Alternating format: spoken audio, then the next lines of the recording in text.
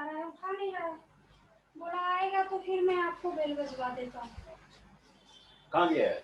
गया कि कहीं से गया होगा, ये तो नहीं बताइए उनको कहाँ गया है। बोले है तो यहाँ ना, क्योंकि हाँ यही है, गया है। कहाँ गया वो हमको बताया ही नहीं है ना। लगता है यार हिसाब कर भी लेना चाहिए, बताना चाहता है। पानी तो आ रहा है सबका, बगल वाला सबका। एक पल्स पोलियो पिलाने वाली आई तो बोले कि हम उस साइड नहीं आ रहा है। कौन साइड? उधर नहीं आ रहा है। पोलियो ड्रॉप पिलाने के लिए घूम रही है, वो भी बोल रही है हम जब कुछ उससे तो कि पानी नहीं आ रहा है 2 दिन से, कब से ही उधर नहीं आ रहा है। यहाँ पर 2 लाइन है, वो दूसरा लाइन भी लिया था, वो याद है? बाद में जो नया केजरीवाल ने लाइन दिया था नहीं, 2 लाइन वो तो बोल रही है, आपका कौन लाइन है बोली हो रही है।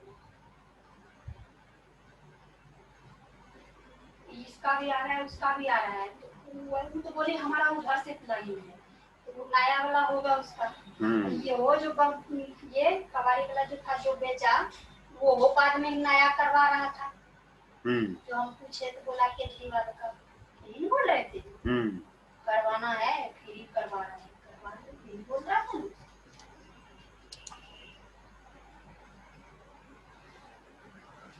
तब यही सब चक्कर है, क्या है क्या। ठीक है, बाद में बात करेंगे, आवाज रिकॉर्ड हो जाता है।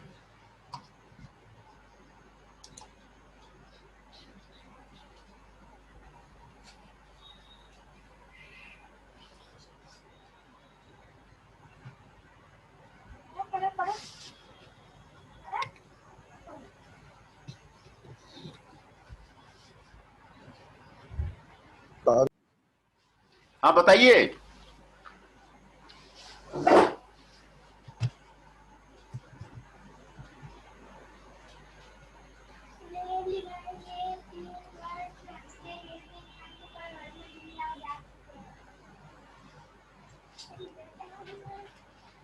इसमें क्लास है ना,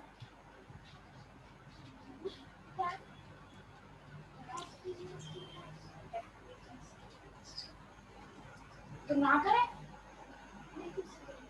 वो की देख।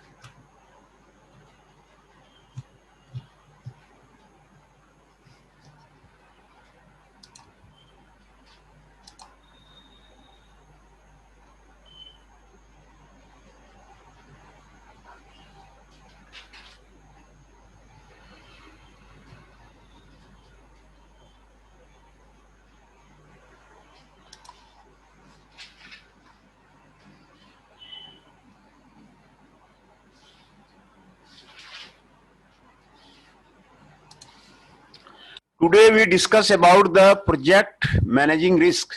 What are the risks in the project, and owner's risk and contractor's risk, and what are the opportunity and threat by the risk. Risk जो आपको होता है प्रोजेक्ट में होता है वो अनसर्टेनिटी के कारण होता है। प्रोजेक्ट में अनसर्टेनिटी होती है, इसके कारण रिस्क होता है। और जो फोरकास्ट है प्रोजेक्ट कंप्लीशन का हर एक पार्ट्स का, वो सही टाइम पे फोरकास्ट करना डिफिकल्ट है, इसीलिए आपको प्रोजेक्ट की जो है रिस्क होता है। The significance from the maximum content of the contract deals, जितना आप कॉन्ट्रैक्ट डील्स का है उसी से आपको रिस्क होता है। 2 तरह का रिस्क होता है, एक तो ऑनर्स रिस्क होता है दूसरा कॉन्ट्रैक्टर्स रिस्क होता है। तो ओनर्स का रिस्क जो है, आपको जो जो फैक्टर है, will the contractor be able to carry out work as per specification, ये पहला रिस्क काउंट करने का तरीका है। जो फैक्टर्स हैं कि कंट्रैक्टर क्या कैरी कर लेगा अपना वर्क, जो है स्पेसिफिकेशन डेट पे दिया हुआ है, टाइम पे दिया हुआ है, वो कंट्रैक्टर कर लेगा या नहीं कर लेगा, ये पहला फैक्टर है। दूसरा फैक्टर है, can the work be completed with in the required coated cost and time, क्या जो काम जो दिया गया है, प्रोजेक्ट जो दिया गया है, जो कोटेशन में आपको कॉस्ट दिया गया था, जो टाइम दिया गया था, उसमें कंप्लीट हो जाएगा या नहीं होगा। जिस कॉस्ट पे कंप्लीट करने के लिए दिया है उसमें प्रोजेक्ट कंप्लीट हो जाएगा या नहीं होगा। अगर हाँ, अटेंडेंस ले लेंगे, अभी बहुत बच्चे ज्वाइन करेंगे, आपका मैं बना दिया हूँ, जो जो बच्चे ज्वाइन करेंगे ना, तो मैं थोड़ी देर में अभी ले लेता हूँ, क्योंकि बहुत बच्चे भी ज्वाइन नहीं किए हैं अभी। तो वर्क जो कंप्लीटेड होते हैं, जो कोटेशन में कॉस्ट दिया गया है, जब भी होता है तो कोटेशन, किसी काम का लिए कोटेशन आपको बनता है। कोटेशन 3 कोटेशन तो कम से कम वो फॉलो करते ही हैं, कोई भी जो है 3 कोटेशन आपको फॉलो करता है। तो उसमें कॉस्ट क्या एस्टिमेट किया गया था, क्या उस पर कंप्लीट कर लेगा, या टाइम जो स्पेसिफाइड टाइम दिया हुआ है वर्क के लिए, वो उसमें कंप्लीट कर लेगा। Either the plant perform at the required level, plant क्या अपने इफिशियंसी से काम कर रहा है, नहीं कर रहा है, जो उसकी इफिशियंसी है वो उस पर कर रहा है, नहीं कर रहा। Win the contractor stay on the job till it's completion, contractor जो है अपने जॉब में रहता है अपने कंप्लीशन करने के टाइम तक की नहीं। Will the contractor cooperate with the owner, contractor जो है ओनर से कांटेक्ट कर रहा है, नहीं कर रहा है, and rectify the defects later, और डिफेक्ट्स को रेक्टिफाई कर रहे नहीं करा रहा। विल रिलेशनशिप क्लिक, क्या अच्छा रिलेशनशिप दोनों में, कंट्रैक्टर और ओनर में काम चल रहा है प्रोजेक्ट का कि नहीं चल रहा। Does he understand his intent fully, क्या वो जो प्रोजेक्ट का जो इंटेंट था उसको पूरी तरह समझ रहा है कि नहीं समझ रहा है। तो ये सारे फैक्टर्स हैं आपको प्रोजेक्ट मैनेजमेंट के, जो प्रोजेक्ट के जो रिस्क मैनेजिंग फैक्टर्स हैं, ये आपको फैक्टर्स हैं। दूसरा कंट्रैक्टर्स रिस्क क्या है, कंट्रैक्टर की risk due to the following factors है। Termination of work before its completion, काम को पहले ही खत्म कर दिया गया, जो कोटेशन में डेट दिया गया था उससे पहले ही खत्म कर दिया। Prompt payment and making of projects, prompt payments जो है आपका उसका प्रॉम्प्ट था, और मेकिंग ऑफ द प्रोजेक्ट, जो प्रोजेक्ट बना रहे थे उसका जो है प्रॉम्प्ट पेमेंट था। Reimbursement of the extra owner of claim, reimbursement वो दिया गया है, एक्स्ट्रा ओनर ऑफ क्लेम के लिए रिम्बर्समेंट दिया गया है। Penalization for the failure beyond his control, penalize किया गया है, फाइन किया गया है for the failure beyond his control, ये पेनलाइज किया गया है। तो these are the owner's risk factors. Interruption in the progress and change of the scope, जो आपका इंटरप्शन है उसमें आपको क्या प्रोग्रेस है, क्या चेंज ऑफ स्कोप है, उसमें आपको कंट्रैक्टर्स रिस्क आपको बता रहा है। Compensation for the pure escalation, compensation जो है दिया गया है नहीं दिया गया है, यही जो है मेन जो रिस्क है, मैनेजिंग रिस्क है, यही आपको मैनेजिंग रिस्क आपको आता है। ओनर्स रिस्क, कॉन्ट्रैक्टर्स रिस्क, तो आपको रिस्क मैनेजमेंट में आपको यही जो है आपको आता है ना। तो अब मैं आपका अटेंडेंस बना देता हूं, कौन कौन आए हुए हैं उसका अटेंडेंस मैं कर देता हूं। अतुल दीक्षित 106 इज ज्वाइनिंग, फ्रांसू 1112 is joining, Gururaj Oberoi join कर लिए हैं, 146 सन्नी ज्वाइन कर लिए हैं, रजनीश कुशवाहा 134 ज्वाइन कर लिए हैं, सौरभ 145 ज्वाइन कर लिए हैं, योगेश 167 ज्वाइन कर लिए हैं, भरत शर्मा 107 ज्वाइन कर लिए हैं, निखिल 122 ज्वाइन कर लिए हैं, ये सारे ज्वाइन कर लिए हैं। तो सर मेरा तो बोला ही नहीं आपने 167। आप बताया तो, योगेश 167 एल वो ज्वाइन कर लिए है ना। मैं फिर से बता देता हूँ। निखिल जी 122 ज्वाइन कर लिए हैं, भरत शर्मा जी 107 ज्वाइन कर लिए हैं, योगेश जी 167 ज्वाइन कर लिए हैं, सौरभ जी 145 ज्वाइन कर लिए हैं, रजनीश कुशवाहा जी 134 ज्वाइन कर लिए हैं, गुरुराज ओबराय जी ज्वाइन कर लिए हैं, अतुल दीक्षित जी ज्वाइन कर लिए हैं, 146 सन्नी जी ज्वाइन कर लिए हैं, कुंदन कुमार जी ज्वाइन कर रहे हैं,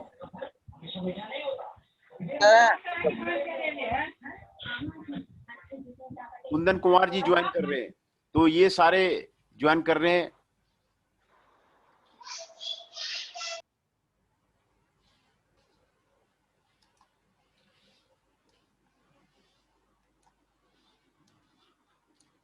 तो ये आपका रिस्क मैनेजमेंट, रिस्क का जो आपको डिफिनेशन है, the word risk can be found in English dictionary, surely everyone knows what it means, but in recent years ये रिस्क जो है आपको एक्टिव कंट्रोवर्शियल आपको डिफिनेशन देता है। Risk is any uncertainty that it occurs would have an effect on achievement of one और more objective.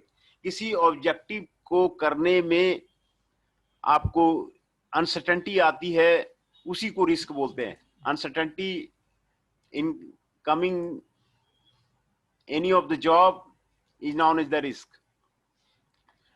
Traditionally, risk has been perceived bad, but emphasis has been potential effects of the risk is as harmful, adverse, negative and unwelcome. Risk जो है आपको harmful है, adverse है, negative है, unwelcome है। Hence the word risk has been considered as a threat, है ना। तो रिस्क जो है एज ए थ्रेट माना जाता है। एंड जो अनसर्टेनिटी आती है वर्क में, है ना, तो उसी को बोलते हैं रिस्क। थ्रेट रिस्क, अनसर्टेनिटी में भी considered as a threat risk. Threat risk consider करता है अनसर्टेनिटी। दूसरा, any arise from the effect of uncertainty on achievement of the objective. Objective को फुलफिल करने के लिए जो अनसर्टेनिटी होती है उसी को रिस्क बोलते हैं। And would be beneficial, positive and welcome. When the risk becomes synonym with the opportunity, this is known as the opportunity roots. ये जो है गुड टाइप जो है आपको रिस्क आपको माना जा रहा है, ये बैड टाइप रिस्क माना जा रहा है। थ्रेट जो है आपको बैड टाइप रिस्क माना जाता है। अनसर्टेनिटी होगा तो आपको रिस्क होगा। Risk, you get an opportunity, this is a good type risk. आपको पॉजिटिव है, वेलकम है। This is a threat, this is a bad type of the risk. ये आपको रिस्क और अनसर्टेनिटी का आपको बताया गया है, डिफिनेशन बताया गया है ना। तो जो उसमें increasing popularity application of risk management on both the threats and opportunity have been gained. Attraction of the single process to deal with the two related concerns are there. Using a common process to manage both threat and opportunity may have many benefits, है ना। Threat और opportunity को अगर आप ठीक से आप उसको मैनेज करते हैं तो आपको रिस्क आ जाता है। Maximum efficiency with no need to develop, introduce and maintain a separate opportunity, then maximum efficiency is there. With no need to develop, introduce and maintain a separate opportunity management process, ये maximum efficiency हो गया। Cost effectiveness, banks per buck from using a single process to achieve productive management of both threats and opportunity, resulting in avoidance, minimization of problem and exploitation and maximization of the benefit. Cost effectiveness उससे हो जाता है। Using a single process to achieve the proactive management of the both threat and opportunity, resulting in avoidance, minimisation of the problem and exploitation and maximisation of the benefits. ये आपको cost effectiveness उससे हो जाता है। दूसरा, familiar technique, regularly only minor changes to occur to technique for the managing threats to organization, so co deal with the opportunity, है ना। Minimal additional training, because the common process uses familiar process, tools and techniques, and the minimum additional training is required when this should be then. Proactive opportunity management, opportunity that might have no missed can be addressed, है ना। Proactive opportunity management, opportunity जो पहले miss किया गया है that should be the addressed.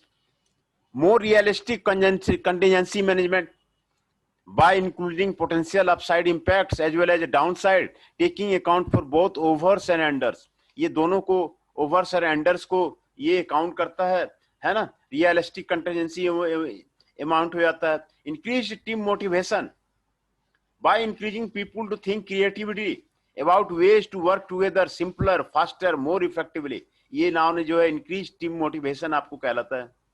Increased team motivation आपको कहलाता है. Improved chances of project success because opportunity are identified and captured, producing benefits for the project might otherwise have been overlooked. ये आपको improved chances for the project success, ये आपको यहां पर आपको किया जाता है. तो these are the benefits of the both threats and opportunity. ये सारे benefits हैं for the risk management, for threats and opportunity. Maximum efficiency you can gain, cost effectiveness you can gain, familiar techniques you can gain, minimum additional training that you can gain, proactive opportunity management that you can get. अगर risk management आप कर लेते हैं, क्या क्या risk आने वाले हैं प्रोजेक्ट के, तो ये सारे benefits आपको आएंगे. अगर रिस्क मैनेजमेंट को पकड़ लिया आपने कि प्रोजेक्ट करने में क्या क्या रिस्क है, उसके क्या क्या अपॉर्चुनिटीज हैं, क्या क्या थ्रेट्स हैं, तो ये सारे बेनिफिट्स जो है आपको मिलेंगे आपको प्रोजेक्ट मैनेजमेंट में. मोर रियलिस्टिक कंटेंसी मैनेजमेंट आपको मिलेगा. इंक्रीज टीम मोटिवेशन मिलेगा, है ना. You people think creativity about always work together simpler, faster और more effectively. Increase team motivation आपको मिलेगा. Increase chances of project success मिलेगा. Increase chances of the project success मिलेगा because the opportunity are identified and captured, producing benefit from the project might otherwise have been overlooked. ये आपको मिलेगा. तो these are the आपको risk जो है मैं यहाँ पर आपको बता रहा हूँ, रिस्क अनसर्टेनिटी से आता है. If there is uncertainty in doing the work, in cost, uncertainty in the cost, uncertainty in the time, uncertainty in the availability of the resources, uncertainty in the availability of the manpower, uncertainty in the manpower, uncertainty in the tool, ability of the tool, then you will get the risk. आपको risk आता है.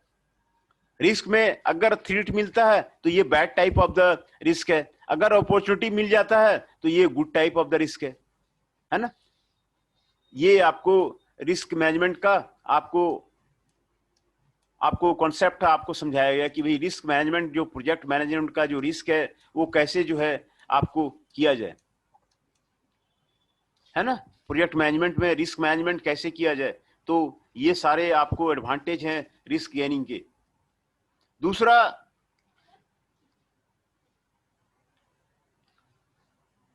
Mainly जो आपको an uncertainty that if it occurs would have a positive और negative effect on the achievement और more objective, है ना. ये आपको रिस्क हो गया. It is also important to clarify what risk is not. कौन सा रिस्क आपको नहीं है. Effective risk management must focus. Effective risk management must focus what are the opportunities are there, what are the threats are there. ये आपको effective risk management आपको ये को जरूर जानना चाहिए. दूसरा, a number of other elements have been confused with the risk is the issues. The term can be used in different ways. Sometimes it refers to the matters of concern about the insufficiently defined or characterized threats as a risk. जो insufficiently defined होता है और characterized threat होता है उसको risk माना जाता है. The term issue to be used as something that has occurred. Problems. A problem is also a risk sometime come. Unlike a risk that is potential future event, there is no uncertainty about a problem. It exists how the must address the immediately. Problems can be distinguished from issues because issue require escalation, whereas problems can be addressed by project manager within the project. Causes many people confuse. लगा देगा attendance. हाँ, attendance तो अभी एक बार ले लिया ना, फिर अभी और बच्चे ज्वाइन किए हैं तो फिर 143 शुभम सिंह. हाँ, हो गया है आपका, हो गया है. अभी ज्वाइन करा सर मैंने. हाँ, आपका अटेंडेंस मैंने बना दिया है. ठीक है सर, पढ़ाओ पढ़ाओ। हाँ, तो जो काउजेज होते हैं, many people confuse causes of the risk with the risk themselves.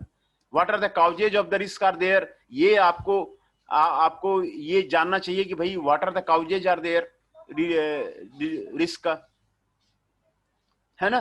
तो what are the effects are there? Uncertainty के कारण, अपॉर्चुनिटी के कारण, थ्रेट्स के कारण क्या क्या जो है इफेक्ट उसके होंगे। Then the project might be late, है ना, प्रोजेक्ट आपको लेट हो जाएगा। Does not describe a risk, ये आपको रिस्क डिस्क्राइब नहीं करेगा। The effect may arise in future, ये आपको होना चाहिए।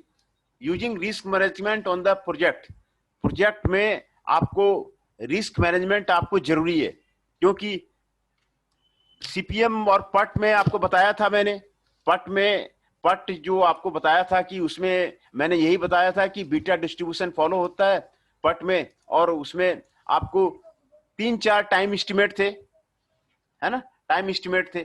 प्रोजेक्ट कोई भी जो है सही टाइम पे आप 15 दिन का प्रोजेक्ट बनाइए तो वो आपको 15 दिन का प्रोजेक्ट जो है उस टाइम पे खत्म नहीं होगा।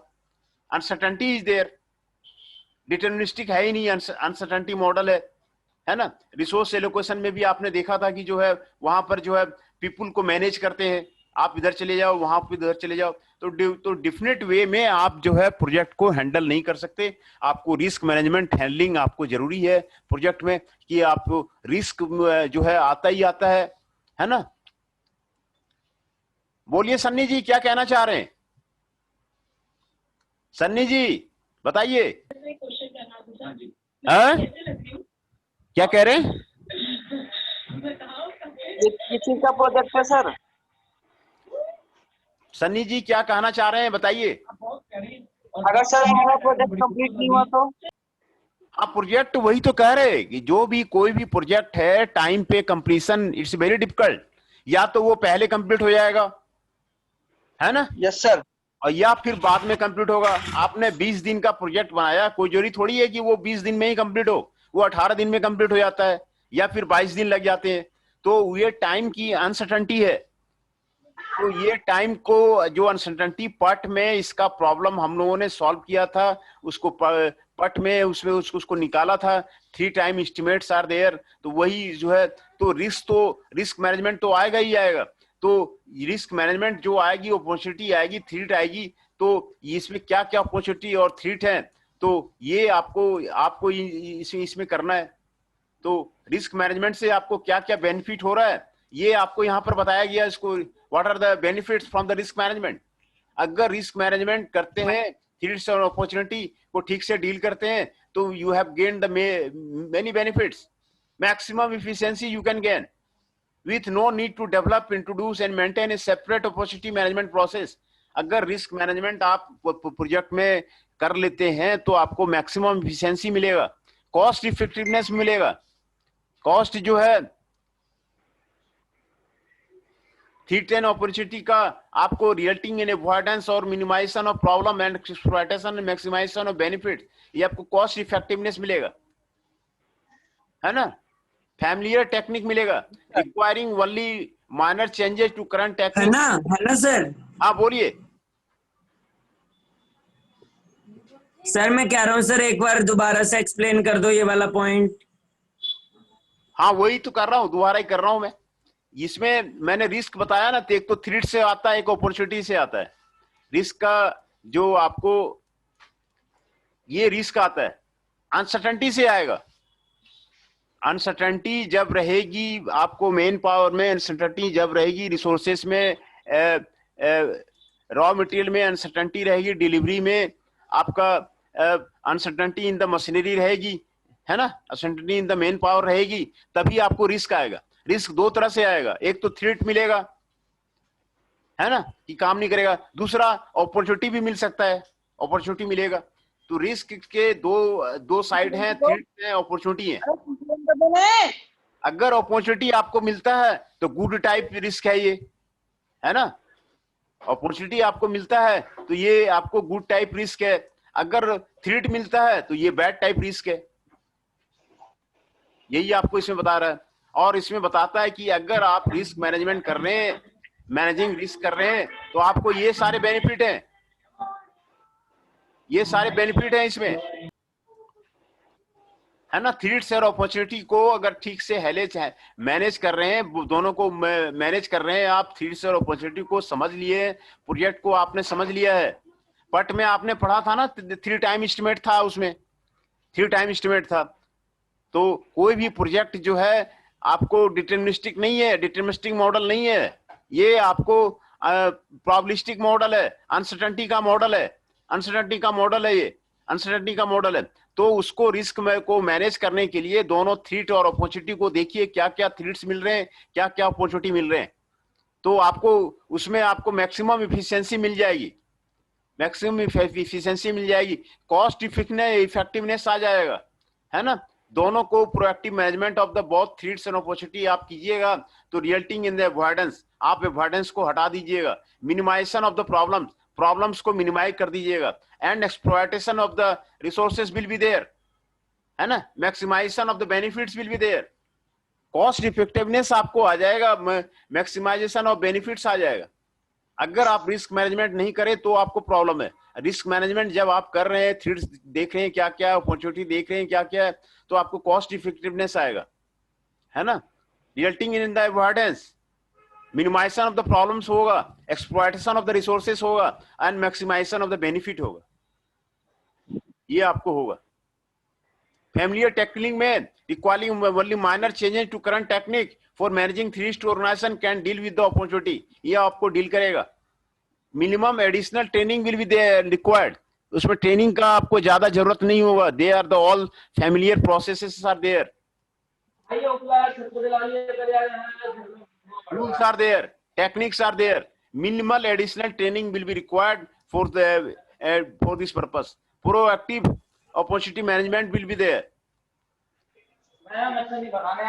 opportunity that have been missed can be addressed, जो अपॉर्चुनिटी खत्म हो गई है वो भी आपको एड्रेस किया जा सकता है, more realistic contingency management will be there. आप अगर थ्रेट्स और अपॉर्चुनिटी को पहचान लिए हैं, what are the opportunities are there, तो ये सारे बेनिफिट्स आपको मिलेगा, by including potential upside impact, downside, taking account of both overs and unders, ये आपको मिलेगा, कंटिजेंसी मैनेजमेंट मिलेगा, इंक्रीज टीम मोटिवेशन आपको मिलेगा, by increasing the people to think creatively about ways to work better, simpler, faster, more effectively, है ना। तो ये टीम मोटिवेशन आपको मिलेगा, working better, simpler, faster, more effectively, you will get the increase team motivation. दूसरा, improve chances of project success because opportunity are identified, captured, producing benefit for the project might otherwise have been overlooked, ये आपको मिलेगा, है ना।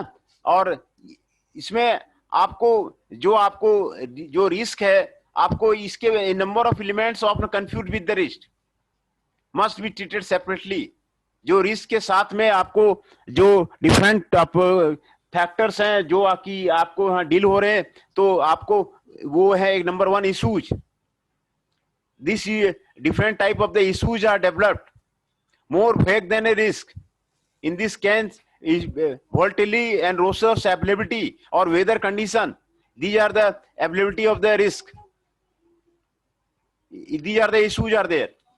The term issue is something that has occurred cannot addressed by the project manager without escalation, project manager इसके बिना नहीं काम कर सकता, in this sense issue may be a result of the risk that has been happened, है ना। Issue, कोई भी इशू निकलता आता है आपका प्रोजेक्ट कंप्लीशन में, तो वो जो है due to the resulting of the risk के आपको रिजल्टिंग के लिए ही होता है वो।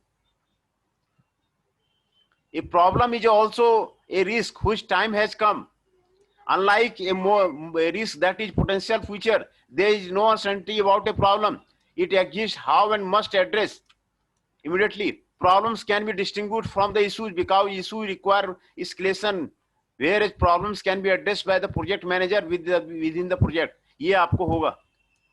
Causes, different causes may confuse with the risk. Causes of the project describes existing condition might have a right to due to risk. There is no uncertainty about the statement. Effects effect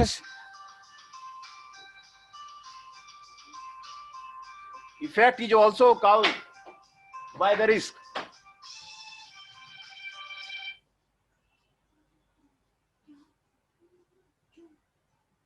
लो रखो,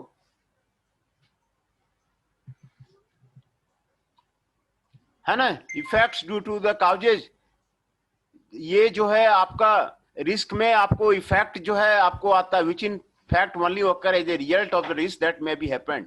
The project might be late, है ना, does not describe a risk, but what should be happen more risk. ये आपको using risk management on projects, आपको risk management जो है 2 characteristics है उसके रिस्क मैनेजमेंट के। First, project management decisions are made with an understanding of the risk involved. This understanding includes the full range of project management activity such as scope definition क्या है, pricing क्या है, budgeting क्या है, value management क्या है, scheduling क्या है, resourcing क्या है। ये जो है पहला type of the risk management है। कॉस्ट एस्टिमेटिंग क्या है, क्वालिटी मैनेजमेंट क्या है, चेंज कंट्रोल क्या है, पोस्ट प्रोजेक्ट प्रीव्यू क्या है। These must take full account of the risk affecting the project, giving the project risk-based plan and best likelihood to meet, है ना। तो आपको रिस्क मैनेजमेंट आपको ये सारे कैरेक्टरिस्टिक्स आपको देंगे। पहले प्रोजेक्ट जब डिसीजन लेते हैं तो आप इन सारी चीजों को अंडरस्टैंड कीजिए, full range of the project activity. भाई प्रोजेक्ट का स्कोप क्या है, उसका डिफिनेशन क्या है, उसका प्राइसिंग क्या है, उसका बजटिंग क्या है, उसका वैल्यू मैनेजमेंट क्या है, उसका शेड्यूलिंग क्या है, उसका रिसोर्सिंग क्या है। शेड्यूल आपको पता करना पड़ेगा कि जो प्रोजेक्ट बना रहे हैं उसका शेड्यूल क्या आपको क्या है, उसका वैल्यू मैनेजमेंट क्या है, वैल्यू इंजीनियरिंग क्या है, प्राइसिंग क्या है, उसका बजट क्या है। ये आपको पहले से ही आपको क्लियर करना पड़ेगा, तो आपका रिस्क मैनेजमेंट हो जाएगा। उसका प्राइसिंग क्या है, बजटिंग क्या है, ये डिफिनेशन आपको करना पड़ेगा। दूसरा, कॉस्ट एस्टिमेटिंग करना पड़ेगा, क्वालिटी मैनेजमेंट करना पड़ेगा, चेंज कंट्रोल करना पड़ेगा, पोस्ट प्रोजेक्ट रिव्यू करना पड़ेगा। Secondly, the risk management process must integrate with the other project management process. दूसरे प्रोजेक्ट मैनेजमेंट प्रोसेस से भी इंटीग्रेट करना चाहिए आपको, तभी रिस्क मैनेजमेंट आपको कवर होगा। Not only must these process take the risk data, there should also be the seamless interface across process boundary. This has implication for the project toolset infrastructure as well as project procedure. Benefits of the risk management, इसके काफी benefits हैं। ये यहाँ पर आपको adequacy of documenting risk responsibility in the project आपको दिखाया गया है। कॉम्बाइंड शेड्यूल, कॉस्ट, परफॉर्मेंस आपको दिखाया गया है। नॉट एट ऑल एडेक्वेट, कोई भी काम आपको सही ढंग से नहीं हो रहा है, यहां तक आपको दिखाया गया है परफॉर्मेंस को। पार्टली एडेक्वेट, यहां तक आपको दिखाया गया है, कॉस्ट परफॉर्मेंस दिखाया गया है। एडेक्वेट, आपको कॉस्ट परफॉर्मेंस बेटर हो गया है। फुल्ली एडेक्वेट, आपको कॉस्ट परफॉर्मेंस आपको कम हो गया है। जब आपका अनसर्टेनिटी रहेगा तो आपको कॉस्ट परफॉर्मेंस आपका बढ़ेगा किसी भी प्रोजेक्ट का, है ना। किसी भी प्रोजेक्ट का कॉस्ट शेड्यूल, कंबाइंड शेड्यूल जो है आपको बढ़ेगा, आपको कॉस्ट परफॉर्मेंस वो बढ़ेगा। पार्टली एडेक्वेट रहेगा तो फिर थोड़ा सा कम हो जाएगा, एडेक्वेट रहेगा तो थोड़ा सा कम हो जाएगा। फुल्ली एडेक्वेट रहेगा, फुल्ली आपको नॉलेज रहेगा तो कॉस्ट एस्टिमेशन आपको कम हो जाएगा। हेंस द यहां पर आपको प्रोजेक्ट परफॉर्मेंस में आपको दिखाया गया है कि कॉस्ट परफॉर्मेंस क्या होगा। ये उसके बेनिफिट्स हैं, benefits of the effective. Sir बस करो सर, आज की क्लास बस कर दो सर, सिर दुखने लग गया आज। अच्छा ठीक है, तो मैं अटेंडेंस फिर से दोबारा बोल देता हूँ। अटेंडेंस बोल दो sir. Anurag 161, Anurag 161, Yogesh ji 167, Vishal ji 148, Vishal ji 148। Yes sir, yes sir, yes sir, Vishal 148 sir.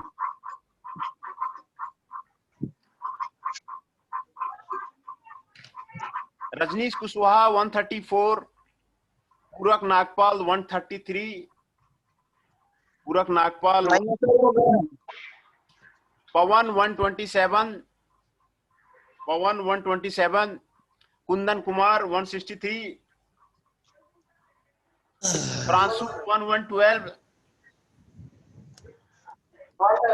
दीपक बोरा ना? 1110, दीपक 1110, अतुल दीक्षित 06,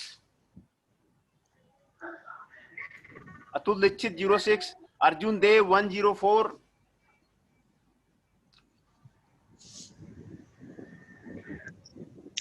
आकाश गुज्जर जी 102, विशाल 148,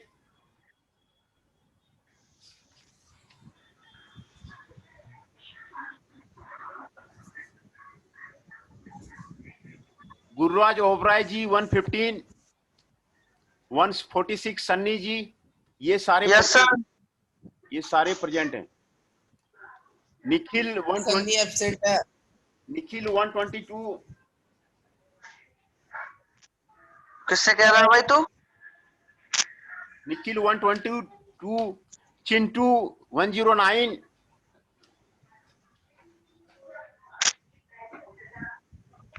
चिंटू 109, भरत शर्मा 107, अनुराग 161, है ना? तो आज के अटेंडेंस में सन्नी जी 146, गुरुराज ओबराय जी, अर्जुन देव जी 104, अतुल दीक्षित जी 106, दीपक जी 110, कुंदन कुमार जी, पवन जी 120। सर अब क्लास मत लो सर, सर दर्द होने लग गया। नहीं, मैं तो अटेंडेंस बता रहा हूँ, अटेंडेंस बता सर रहा मैं हूँ। लीव कर दूं? हाँ, आप लीव कर दो। ठीक है सर। मैं भी लीव कर रहा हूँ सर 146। हाँ ठीक है, ठीक है। पवन 127, पूरक नागपाल 133, रजनीश कुशवाहा 134, अनुराग 161, चिंटू 109, निखिल 122, ये सारे आपके आज प्रेजेंट हैं। तो ठीक है सर, मैं लीव कर रहा हूँ 134। यहाँ पर आपको सर 148 सर मैं लीव कर रहा हूँ सर। ठीक है, आप लीव कर जाइए। Thank you.